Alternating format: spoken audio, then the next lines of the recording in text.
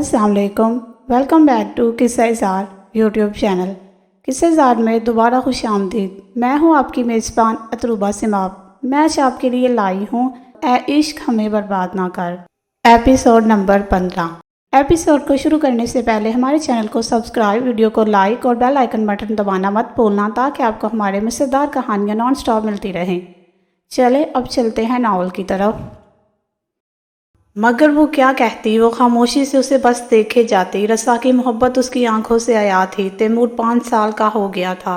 रसा कभी कभार जाता गांव, मगर रोशनी उसके बाद कभी नहीं गई थी। वो हफ्ता या 10 दिन गुजार के आता।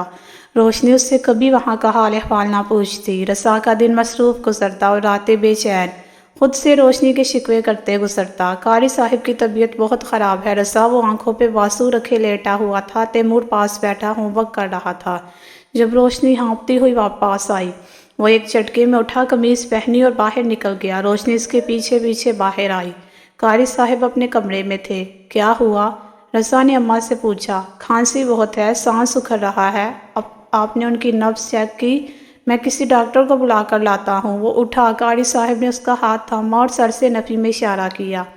खांसते हुए उनका सांस बंद हो रहा था। आपकी तबीयत ठीक नहीं है मौलवी साहब, उसने उनको समझाया। मेरा वक्त करीब है, यहीं बैठो बस, वो कहकर खांसने लगे। अम्मा ने पानी का एक चम्मच उनके मुंह में डाला। अगर इजाज़त हो तो अब उसको बुला लूं, अम्मा ने कहा तो रोशनी और रसा ने हैरत से उनको देखा। कारी साहब ने इस बात में सर हिलाया। माँ की आंखें भीगने लगी। उन्होंने दुपट्टे के पल्लू में बंधा एक कागज़ का एक टुकड़ा निकाला और रसा की जानिब बढ़ाया। उसको कॉल करो और कहो उसके अब्बा उसका इंतज़ार कर रहे हैं। रोशनी एकदम पीछे बैठी जैसे उसे करंट लगा हो। रसा भी ना समझी से कभी नंबर देखता कभी उनको। ये कौन? उसने पूछा। हमारी बेटी, हमारी नायाब। उसे कहो आ जाए, आखिरी दीदार कर ले आ जाए, आज उसको माफ़ी मिल जाएगी। रसा ने रोशनी को देखा, रोशनी ने उसे। वो फ़ौरन उठा और बाहर निकल गया। तुम लोग जाओ, मुझे आराम करने दो, कारी साहब ने खांसते हुए कहा। वो दोनों वहाँ से निकलकर कमरे के बाहर रखी कुर्सियों पर बैठ गईं। अम्मा, आपने कभी बताया नहीं आपकी बेटी भी है। हमें इस घर में 6 साल गुजर गए, वो नहीं आई कभी, ना उनका कभी जिक्र हुआ। अम्मा ने थूक निकला। वो करम चली बदनसीब है। हमारी शादी के 15 साल बाद मिन्नतों मुरादों से पैदा हुई। हम उसे देख देख जीते। उसकी हर बात हमारे लिए आखिरी होती। उसकी फरमाइशें हमारी खुशी और सुकून का बायस थी। वो नादान सिद्धि होती गई। एक दिन बाप के सामने खड़ी थी, कह रही थी वो शादी करेगी तो जाहिद से, वरना जहर खा लेगी। जाहिद हमारी गली का आवारा बदमाश लड़का था। उसे लाख समझाया, वो ना मानी। एक दिन उस आंगन की चिड़िया उड़ गई, इस आंगन को सूना कर गई। हमारी रातों का चैन, हमारा सुकून, हमारी मुस्कुराहट साथ ले गई। अब तो 15 साल हो चुके उसको गए। रोशनी ने उनके हाथ में अपना हाथ रखा। वो कभी नहीं आई? आई थी, बहुत बार आई माफ़ी मांगने, पाँव पड़ जाती हमारे, मगर कारी साहब ने जैसे दिल पे ताला लगा दिया। मुझे कहा उसे मना करो, यहाँ ना आए। तुम्हारा दिल करे तो हो आया करो, मैं कभी कभार चली जाती हूँ। रोशनी को लगा ये उसकी कहानी है। तुम लोग जब आए, कारी साहब कई दिन रोते रहे। मुझे कहा इनको कहीं ना जाने देना, ये भटके हुए परिंदे हैं, इनको अच्छे हालात ना मिले तो मर जाएंगे। तुम दोनों से कभी बात नहीं की क्योंकि तुम दोनों भी माँ बाप का दिल दुखा कर आए। कारी साहिब से ज़्यादा कौन जानता होगा इस दर्द की अज़ियत। रोशनी ने सर झुका लिया था। उसे याद आया उन्होंने उनके निकाह की मिठाई नहीं खाई थी। आज समझ आई थी क्यों नहीं खाई थी। देखो बेटी, आज कहती हूँ कोई एक माँ बाप रख लो, तुम्हारे ना सही रसा के ही। ससुराल है तुम्हारा, औरत की इज्जत इसके ससुराल से होती है। तुम्हारी औलाद है, उसे ख़ानदान के नाम की ज़रूरत है। हमने नायाब को इधर आने से रोका, मगर उससे कहा ससुराल में रहो। लड़की का उठा हुआ गलत कदम उसे वापसी का कोई रास्ता नहीं देता। मगर मर्द को यहाँ शादी है, कुछ साल बाद उसे माफ़ी मिल जाती है क्योंकि वो मर्द है। लड़कियों की इज्जत तो कान जैसी होती, टूट गई तो जुड़ेगी भी नहीं। तुम जाओ अपने बच्चे के लिए, तैमूर के लिए। रोशनी ने आंसुओं से तर आंखें उठाई। मुझे तो कोई भी कबूल नहीं करता अम्मा, वो रोई। तुम्हें अपना आप मनवाना है, ये मुश्किल रास्ता है, तुमने चुना है। मोहब्बत पाना आसान नहीं, सब छूट जाता है। मैंने कॉल कर दी, वो आ रही है, रसा ने आकर कहा। ठीक 1 घंटे बाद वो उनके घर थी। रात के 11 बज चुके थे। वो कारी साहब के सरहाने बैठी आंसू बहा रही थी। उसके बच्चे, एक बेटा एक बेटी, उसके कंधे के साथ खड़े थे।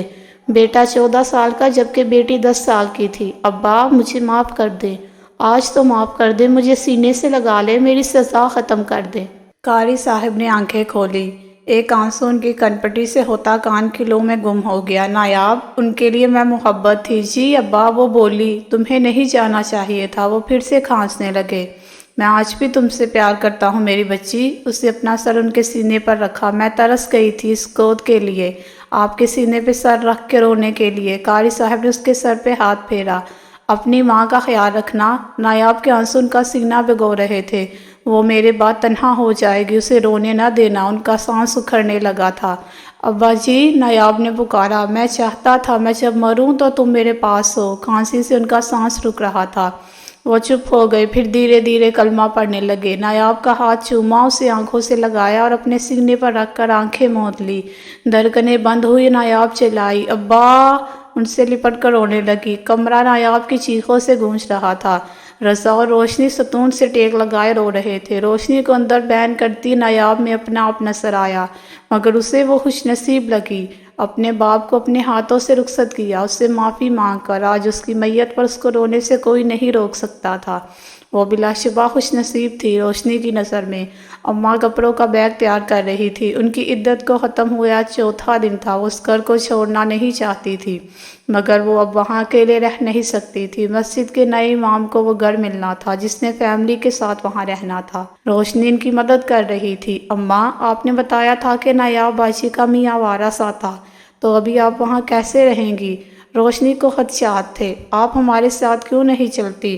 ہم مل کر رہیں گے۔ انہوں نے نفی میں سر ہلایا۔ آوارہ تو تھا مگر احساس والا ہے۔ تمہیں نہیں معلوم کتنی بار وہ میرے پاؤں پڑا۔ وہ کہتا ہے اس نے گناہ کیا ہے، اس کو معاف کر دو۔ ہماری مدد کی کئی بار کوشش کی، ہم نے منع کیا۔ پھر وہ مسجد کے محلے میں ہر ماہ رقم ڈالنے لگا۔ مسجد کا آدھا کام اس کے پیسوں سے ہوا۔ اچھا ہے، کیونکہ میری بیٹی آج بھی خوش ہے اس کے ساتھ۔ وہ کپڑے طے کرتے ہوئے بولی، میں وہاں ہی جاؤں گی، بس زندگی کے آخری پل اپنی بیٹی کو دیکھتے گزاروں گی، جس کے لیے ہم نے راتیں جاگ جاگ کر دعائیں کر کر کے اس سے مانگا تھا۔ بس گزرا وقت یاد کروں گی اور قاری صاحب سے دوبارہ ملنے کی آس میں جیوں گی۔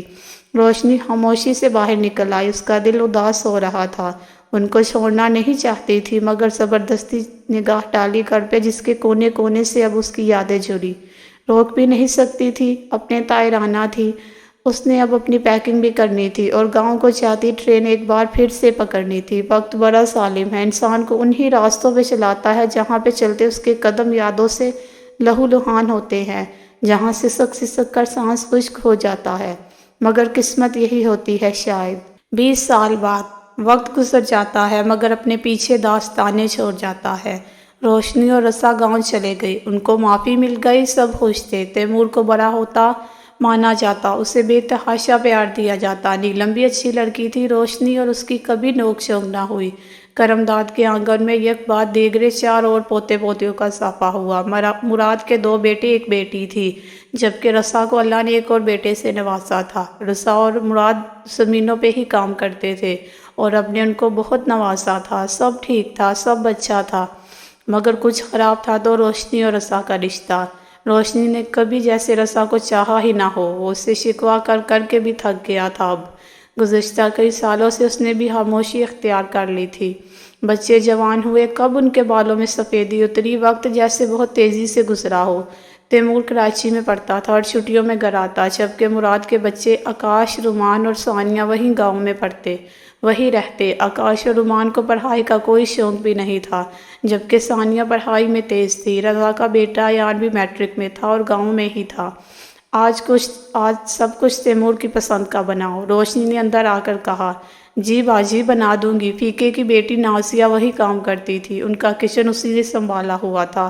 اس کی بیوی کی وفات کے بعد سے وہ دن وہی گزارتی اور رات اس کے ساتھ گھر چلی جاتی۔ کباب لازمی بنانا اور کھیر بھی، روشنی نے تاکید کی۔ نازیہ نے سر ہلایا۔ تائی امی، پلاؤ اور آلو گوشت بھی۔ ثانیہ کی بات پر روشنی نے سر ہلایا اور باہر نکل گئی۔ سنو، تم کچھ نہیں بناؤ گی، صرف میری مدد کرو گی، کھانا میں تیار کروں گی، ثانیہ نے اسے کہا۔ نازیہ نے کنکھیوں سے اسے دیکھا، چٹکی کاٹی۔ بناؤ جی بناؤ، باؤ صاحب کے دل کا راستہ یقیناً معدے سے گزرتا ہے۔ ثانیہ نے اسے چھیڑا۔ اپنی حد میں رہو، وہ چلائی۔ ارے توبہ، وہ ہاتھ مسل رہی تھی۔ جا کے آئینہ دیکھو، ٹی وی بڑا بڑا لکھا ہے، نازیہ نے کہا۔ سچ؟ وہ گھبرائی۔ مجھ نازیہ نے چھیڑا۔ جھوٹ بولتی ہو تم، وہ چاول پرات میں ڈالتے بولی۔ ایسا کیوں لگا؟ سچ ہوتا تو وہ پڑھا لکھا ہے، وہ کیوں نہیں پڑھ سکتا؟ تم ان پڑھ ہو کر پڑھ رہی ہو تو؟ ثانیہ افسردہ ہوئی۔ چہرے پہ لکھی تحریر سے پڑھائی کا کیا تعلق بلا؟ یہ تو دل کی زبان ہے، دل کی آنکھ سے پڑھی جاتی ہے۔ ثانیہ اس کو دیکھے گئی جو پیاز چھیلتے بے حال ہو رہی تھی۔ اس کی آنکھ سے آنسو چھلکا۔ جاؤ باہر جا کے کاٹا کرو، کتنی بار کہا ہے، وہ غصے سے بولی۔ نازیہ منہ بناتی باہر نکل گئی۔ تو کیا تمہارا دل نہیں ہے تیمور چودھری، یا پھر اس دل میں میرے لیے جگہ نہیں؟ وہ سوچے جا رہی تھی۔ وہ جب سے آیا تھا کھانا کھاتے ہر نوالے کے ساتھ تعریف کر رہا تھا۔ کھانے پہ سبھی موجود تھے کیونکہ تیمور آیا تھا، سب کا لاڈلا، سب کا پسندیدہ۔ چچی آپ نے بہت اچھا کیا، ثانیہ کو کوکنگ سکھا دی، وہ بولا تو اپنا نام سنتے ہی ثانیہ کے دل میں گھنٹیاں بجی۔ اس کا دل چاہا اسے کہے ایک بار پھر سے پکارو میرا نام۔ ہاں بھائی، گھر کی اکلوتی بیٹی ہے، اس کو تو آنا چاہیے، ورنہ تم سب کیا کرو گے؟ نیلم نے اسے کہا تو وہ چمچ منہ میں لے جاتا ہنسا۔ یہ تو ٹھیک کہا، اس نے تائید کی۔ دادا جان ایک بات کرنی تھی آپ سے، اس نے پانی کا گھونٹ بھرتے ہوئے کہا۔ میرا رزلٹ آنے میں 2 ماہ ہے ابھی، میں چاہتا ہوں کہ میں ویزے کے لیے اپلائی کر دوں۔ اس کی بات پر سب ٹھٹکے۔ کہاں کا ویزا؟ روشنی نے ماتھے پر بٹ ڈالتے پوچھا۔ UK کا اسٹڈی ویزا اماں، اس نے ایسے کہا جیسے وہ کراچی سے لاہور کی بات کر رہا ہو۔ تمہیں کس نے کہا وہاں جانے کی اجازت دوں گی میں تمہیں؟ روشنی کی تیوری چڑھ گئی۔ ثانیہ کا دل بڑھ گیا، اپنی پلیٹ سرکائی اور نظریں تیمور پہ گاڑ دی۔ اماں میں آگے پڑھوں گا، مجھے نہیں رہنا یہاں، میں اپنا کریئر باہر بنانا چاہتا ہوں، اس لیے سب کو میری بات ماننی ہوگی۔ اور دادا جان مجھے آپ سے پیسے چاہیے ہوں گے۔ کہاں آپ سے دعائیں؟ وہ مسکراتا ہوا کہہ رہا تھا۔ بیٹا ماں کی بات سنو، کیا کرو گے اتنی دور جا کر؟ کرمداد بولے، اس کی سی آنکھوں میں ناراضگی کی جھلک نظر آئی۔ یہاں کیا نہیں ہے، تم یہاں رہو، ہماری آنکھوں کے سامنے ہم مطمئن ہوں گے۔ روشنی اسے خاموش دیکھ کر بولی۔ دیکھیں یہ میرا آخری فیصلہ ہے، اگر آپ لوگ چاہے تو میں بھوک ہڑتال پر آ جاؤں گا، آپ کو منا لوں گا، تو ابھی مان جائے نا، بنا میرے پیٹ پر لات مارے۔ آخری جملہ اس نے ہلکے پھلکے انداز میں کہا۔ روشنی رضا کو دیکھ رہی تھی جو اس ساری گفتگو میں خاموش تھا۔ اب میں چھت پہ جا رہا ہوں واک کرنے، 1 کپ چائے اگر ثانیہ مجھے وہاں مل جائے تو I will be thankful۔ اس کی معمولی سی بات پر ثانیہ کے لیے حکم کا درجہ رکھتی تھی۔ وہ بلا کیسے ٹالتی؟ وہ منہ صاف کرتا وہاں سے نکل گیا۔ حد ہوتی ہے رضا، آپ نے ایک بار بھی اسے رکنے کا نہیں کہا۔ روشنی بیڈ کی چادر سیدھی کرتی بولی۔ رضا نے چشمہ صاف کر کے اسے دیکھا۔